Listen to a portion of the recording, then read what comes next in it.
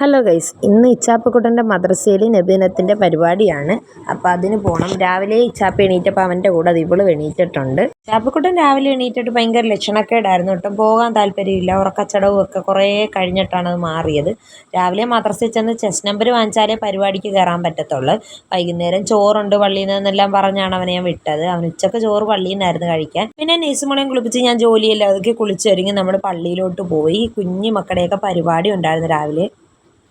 ആരാരും വാഴ്ത്തുന്ന റസൂലുള്ള ആരത്തിനധിപതിയേറിയ പൂമുത്തോ നബി സല്ലല്ലാഹ്.